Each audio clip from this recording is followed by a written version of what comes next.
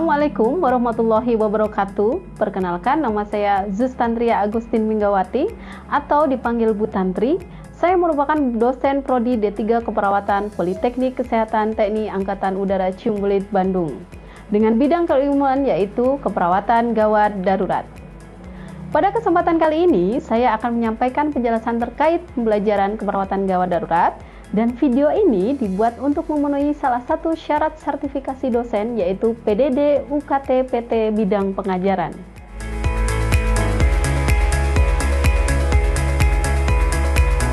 Pada deskripsi mata kuliah, keperawatan gawat darurat merupakan mata kuliah yang wajib diampu oleh mahasiswa pada semester 4 dan untuk mahasiswa tingkat 2. Dengan jumlah sebaran SKS sebanyak 3 SKS yang terdiri dari 1 SKS teori pembelajaran di kelas, kemudian 1 SKS praktikum di laboratorium, dan 1 SKS praktek klinik lapangan di rumah sakit.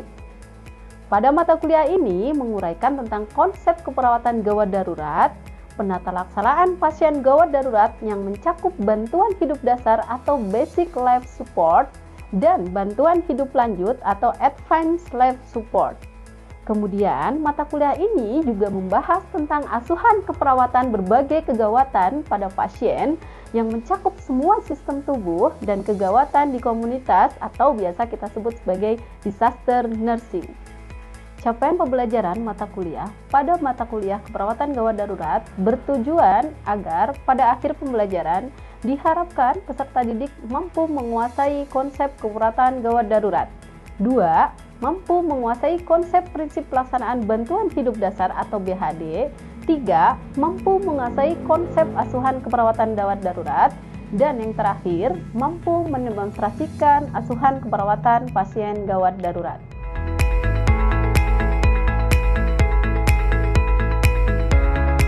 Pada strategi pembelajaran terdiri dari delivered, interaction, dan terakhir assessment. Pada delivered, pertama yang dilakukan adalah adanya kontrak perkuliahan di awal melalui RPS, kemudian di dalamnya terdapat berbagai referensi dari jurnal penelitian 5 tahun terakhir, kemudian buku textbook 10 tahun terakhir. Beberapa contoh terkait dengan textbook diantaranya Emergency Nursing Care Curriculum, selanjutnya Manual of Emergency Nursing Principle and Practice, kemudian ada Emergency Nursing Procedures e-book, dan ada Emergency Nursing Made Incredibly Easy, dan terakhir yaitu Critical Care dan Emergency Nursing Second Edition. Penyampaian materi disajikan bisa dalam bentuk PPT atau dalam bentuk mind map di setiap pertemuan. Pendekatan kontekstual dilakukan dengan materi-materi yang relevan sesuai dengan kehidupan nyata. Metode penyampaian materi dapat dilakukan dengan ceramah tanya jawab, ataupun diskusi presentasi dari kelompok. Kemudian metode praktikum dapat dilakukan dengan demonstrasi, redemonstrasi, dan lab mandiri. Pada interaction, mata kuliah perawatan gawat darurat ini dapat dilakukan secara hybrid learning, yaitu kombinasi dari daring dan luring. Adanya diskusi intensif dengan mahasiswa dan penggunaan LMS sebagai kegiatan pendukung dari pembelajaran. Untuk asesmen, sesuai dengan RPS, mahasiswa dapat dievaluasi dengan rincian sebagai berikut. Untuk teori, mahasiswa diberikan tugas dengan porsi sebanyak 20%, kemudian UTS sebanyak 20%, dan UAS juga sebanyak 20%. Pada praktikum, terdapat ujian praktikum sebanyak 20%. Dan terakhir, praktek klinik keperawatan gawat darurat juga dilakukan sebanyak 20%. Sehingga total keseluruhan sebanyak 100%. Adapun kehadiran mahasiswa, UTS, UAS, tugas, kuis dapat diakses pada LMS yang terdapat di Politeknik Kesehatan TNI Angkatan Udara Ciumbelit. Kemudian, pada strategi pembelajaran terdapat juga reward and punishment, di mana reward akan diberikan pada mahasiswa yang aktif. Keaktifan mahasiswa ini dilakukan selama pembelajaran, yaitu aktif bertanya, kemudian menjawab, dan yang akan mendapatkan nilai tambahan tentunya. Kemudian dilanjutkan dengan adanya punishment. Punishment akan diberikan kepada mahasiswa yang terlambat mengumpulkan tugas, sehingga nilai akan dikurangi. Tujuan dari punishment ini adalah sebagai bentuk dari kedisiplinan dan tanggung jawab dari mahasiswa.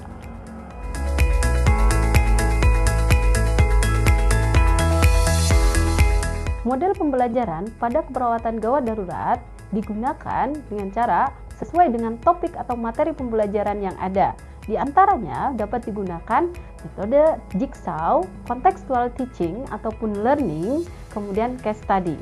Diharapkan dengan berbagai metode tersebut mampu mencapai tujuan pembelajaran yang mengedepankan pembelajaran aktif, kolaboratif, dan relevan.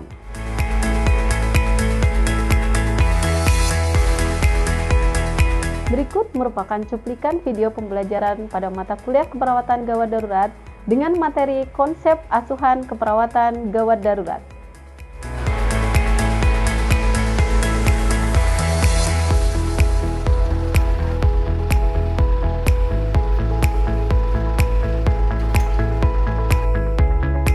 Assalamualaikum.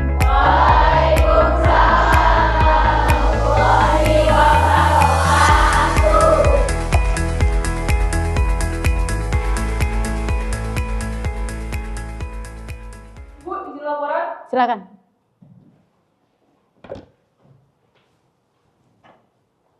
Ibu izin silakan. Ya. Seluruhnya duduk siap, gerak.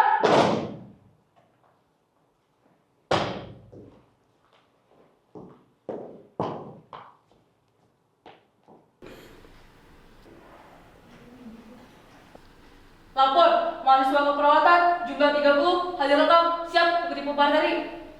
Lanjutkan. Lanjutkan. Mengawali pembelajaran bernama dimulai.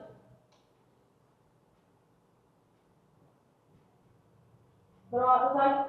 Istirahat di depan. Gerak. Selamat pagi.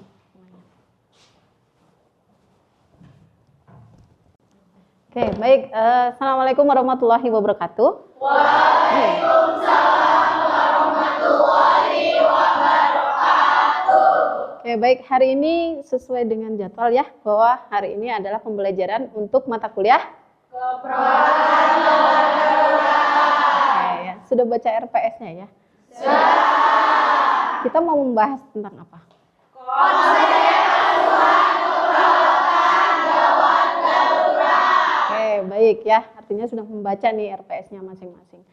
Kalau kita berbicara tentang konsep asuhan keperawatan gawat darurat, namanya asuhan perawatan. Berarti prosesnya dari mana sampai mana?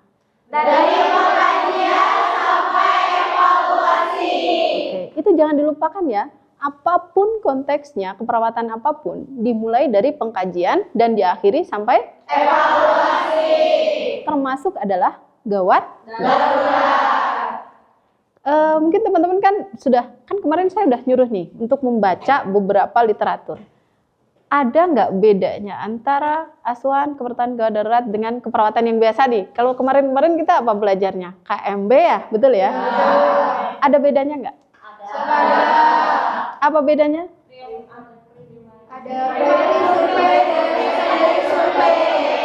Bagus ya.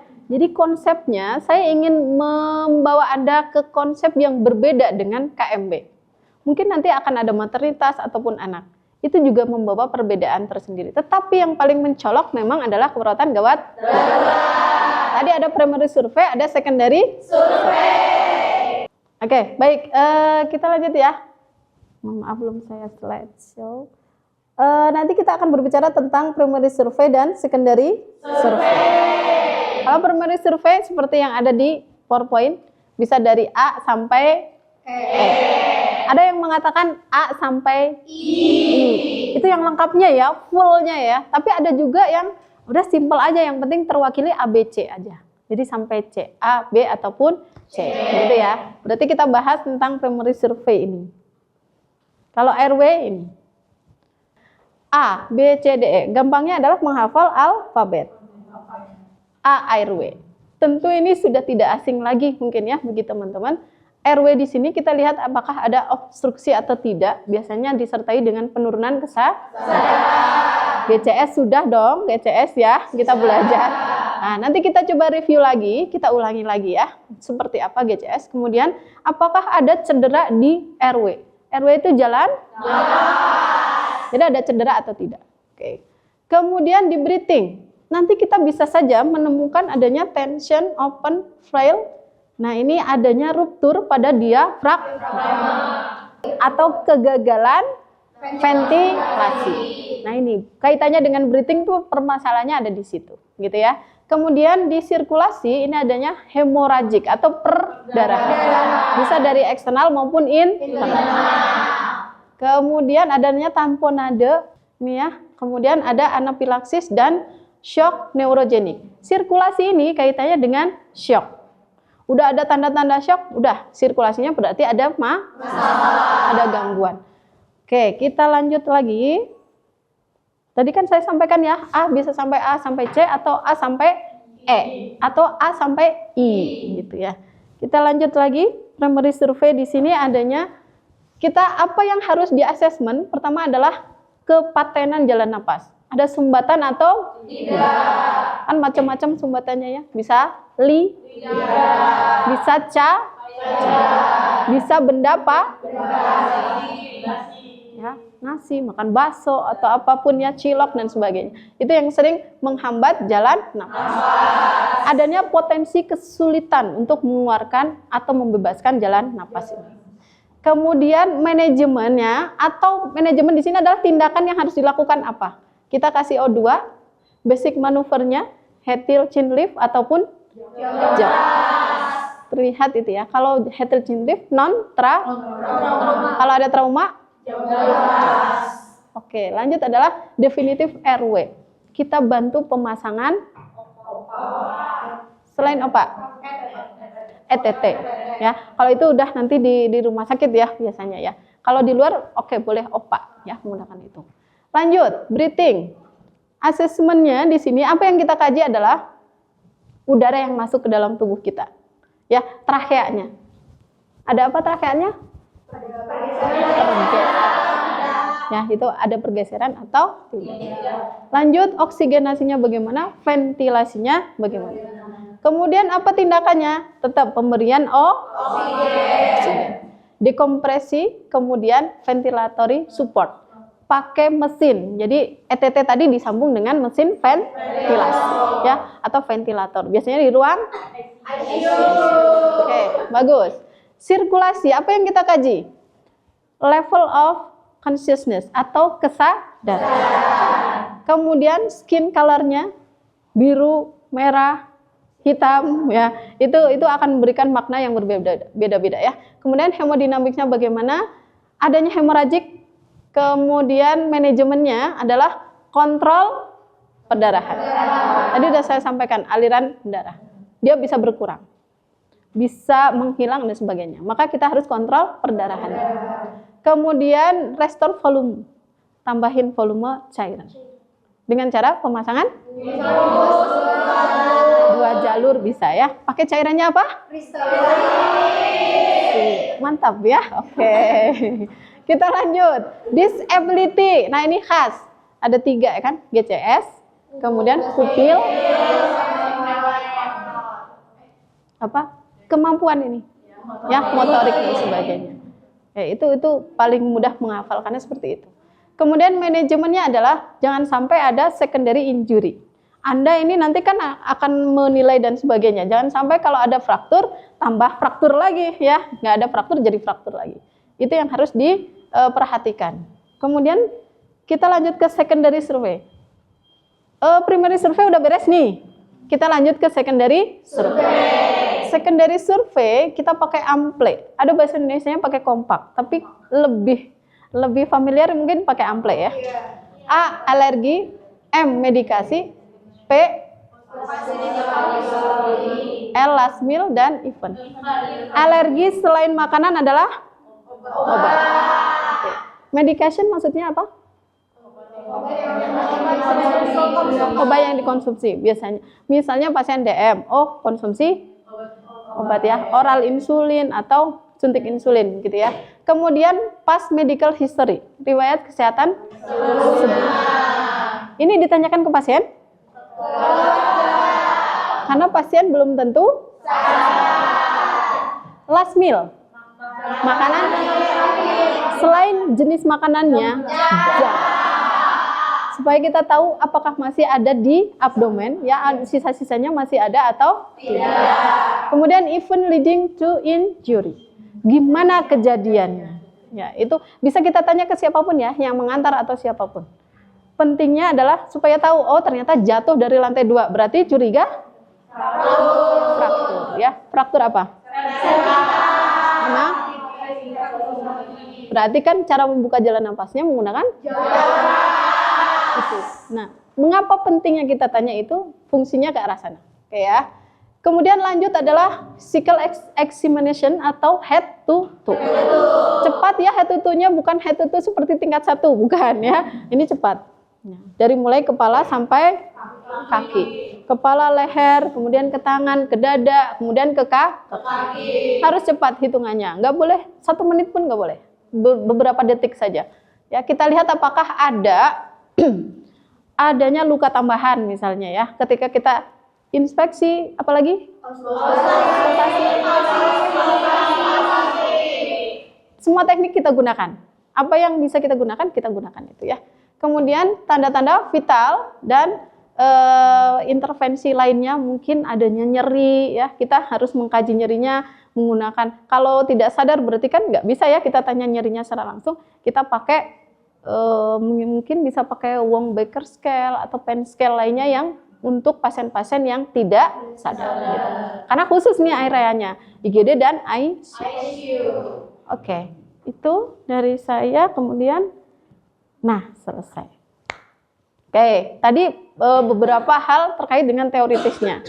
Saya ingin membawa Anda untuk mengaplikasikannya dalam kasus. Ya. Jadi saya akan berikan kasus ke Anda. Kalian silakan diskusi. Mana yang bagian RW-nya terganggu, mana yang tidak. Jadi saya sudah memberikan, nanti ada selembar kertas, nggak perlu lagi Anda bawa kertas dan sebagainya. Tinggal mengkaji, oh ini RW-nya tersumbat nggak ya? Ada gangguan nggak ya? Gitu. Ya, paham sampai sini? Jadi tujuan hari ini adalah Anda harus bisa mengkaji primer maupun sekunder. Next, pertemuan berikutnya kita akan membahas diagnosanya apa, intervensinya apa, kemudian apalagi implementasi dan evaluasi. Jadi pijakan pertama yang harus benar adalah di pengkajian. Pengkajiannya nggak betul, maka nanti ke belakang tidak betul juga. Gitu, paham? Saya ingin membagi menjadi 4 kelompok. Silakan mungkin dari Iis ya, 1 sampai 4 ya. Nanti kembali lagi kalau sudah 4 kembali ke 1. Iis silakan. 1, 2, 3, 4. 1, 2, 3, 4. 2, 3, 4. 1, 2, 3, 4. 1, 2, 4. 3.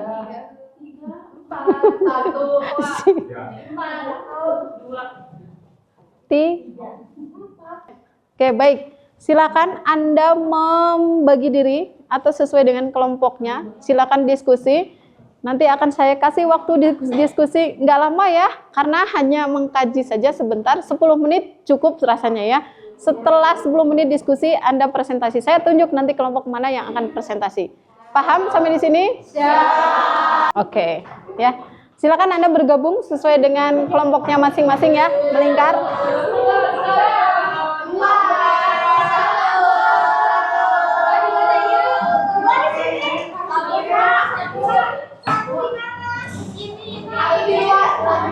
Melingkar.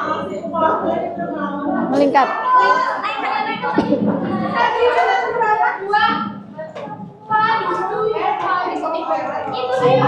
Ini 1. Ini berapa? 2. Ini 2, Bu. Ini berapa? 4. Say. Ibu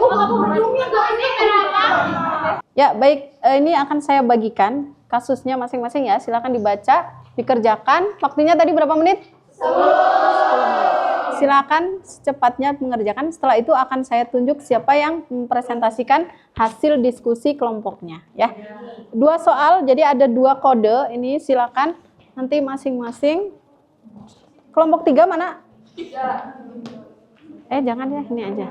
Karena itu A. Ini kode B kan? Kode B. Nah, ini kode A. Jadi biarin. Silakan 10 menit dari sekarang ya, dikerjakan.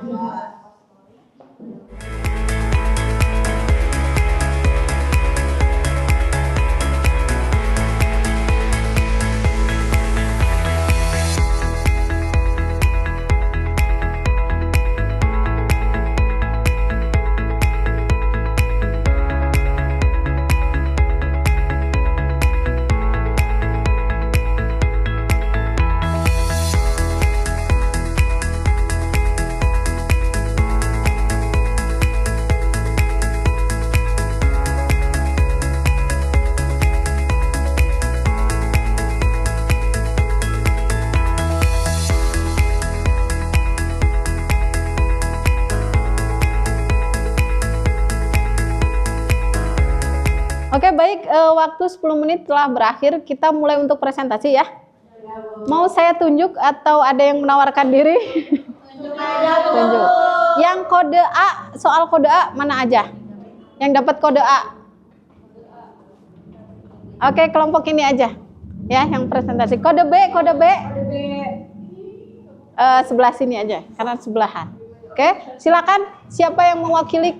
Oke, ini kelompok 4. Kode A ya. Silakan Anda nanti presentasi kelompok 1 yang kode A, nanti tolong diperhatikan apakah ada yang berbeda atau tidak dengan jawaban teman-teman.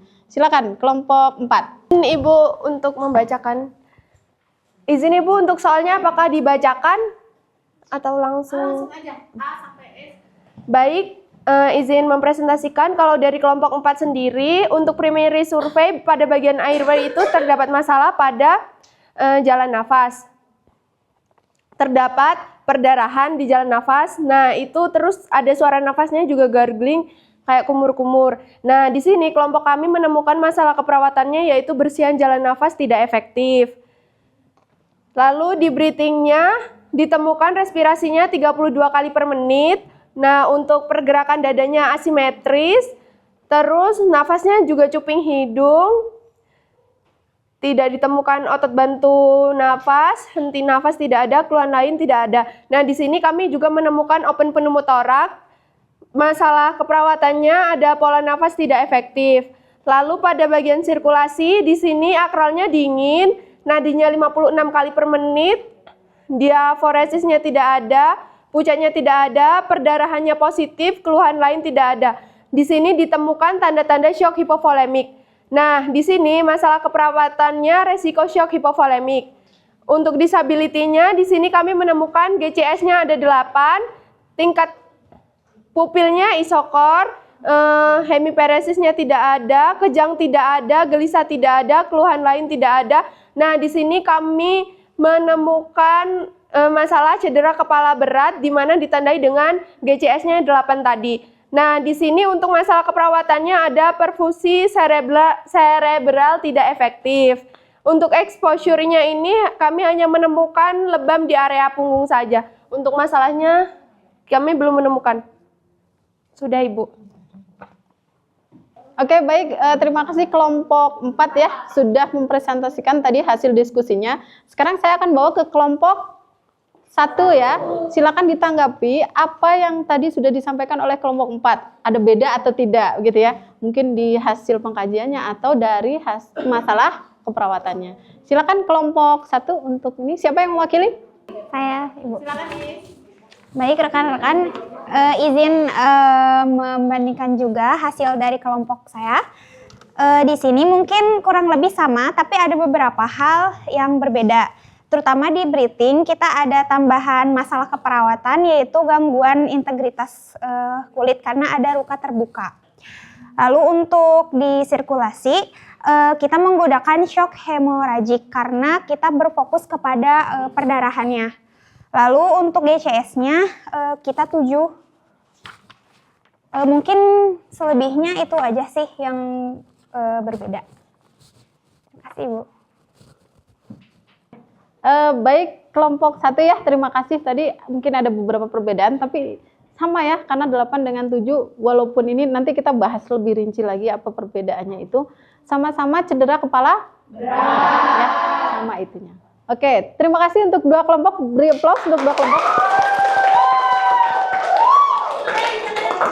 Untuk kelompok yang lainnya tetap ya, karena nanti kita juga akan bahas itu. Kasusnya akan masih sama. Kita nanti bawa ke diagnosa sampai ke evaluasi. Oke, baik. Karena memang waktunya sudah selesai mungkin ya. Karena sudah berapa jam kita berdiskusi hari ini. Sebelum saya tutup, mungkin barangkali ada yang ingin ditanyakan? Siap, Ibu izin bertanya. Izin Ibu, tadi kan di kelompok 1 itu ada membahas tentang shock hemoragik ya. Dan di kelompok 4 itu ada membahas tentang shock hipovolemik. Apakah itu keduanya itu sama atau berbeda, Ibu? Terima kasih. Baik, terima kasih pertanyaannya Rifa. Sebelum saya jawab, ini pasti ada nih, saya dengar-dengar tadi ada yang bisik-bisik kayak gitu ya. Jadi silakan barangkali ada yang bisa menjawab pertanyaan dari Rifa sebelum saya menjawab. Silakan. Bu, mungkin dari kelompok kami. Izin berdiri, Ibu. Mungkin untuk menjawab kelompok dari RIPA, perbedaan shock hemoragik dan shock hipovolemik itu kalau menurut kelompok kami sama.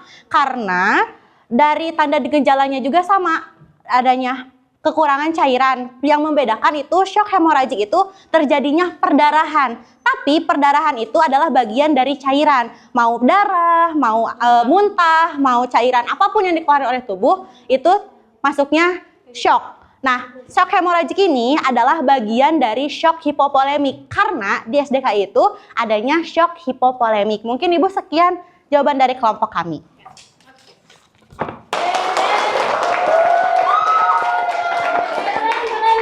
Ya, baik. Sudah terjawab ya, Rifa ya, atau dua kelompok yang tadi presentasi bahwa ternyata sama-sama saja begitu ya, dari tanda maupun tindakan nantinya juga akan sama untuk tindakan pemberian cairan dan sebagainya. Oke, baik, karena ini sudah selesai ya. Ada satu lagi agenda. Silakan nanti kalian kerjakan kuis ya. Dari apa yang sudah kita bahas hari ini, ada beberapa pertanyaan. Tidak harus dikerjakan di sini. Bisa nanti kalian sambil misalnya ke perpus atau sambil di kantin mungkin ya. Atau diskusi aja silakan. Tidak banyak, tapi Ibu ingin tahu sejauh mana pemahaman teman-teman terhadap materi yang Ibu sampaikan hari ini. Paham ya? Terima kasih atas perhatiannya ya. Luar biasa tadi diskusinya lumayan menarik. Saya paham teman-teman pasti masih ada banyak pertanyaan. Nanti kita bahas di pertemuan berikutnya karena waktu juga sudah membatasi pertemuan hari ini. Sekali lagi demikian saya akhiri untuk kegiatan hari ini. Terima kasih atas perhatiannya. Kita bertemu lagi di pertemuan berikutnya. Ya, demikian. Assalamualaikum warahmatullahi wabarakatuh. Waalaikumsalam warahmatullahi wabarakatuh. Terima kasih, Bu. Demikian penjelasan dan cuplikan video pembelajaran mata kuliah keperawatan gawat darurat. Semoga bermanfaat. Terima kasih telah menyimak. Salam sehat untuk semuanya. Assalamualaikum warahmatullahi wabarakatuh.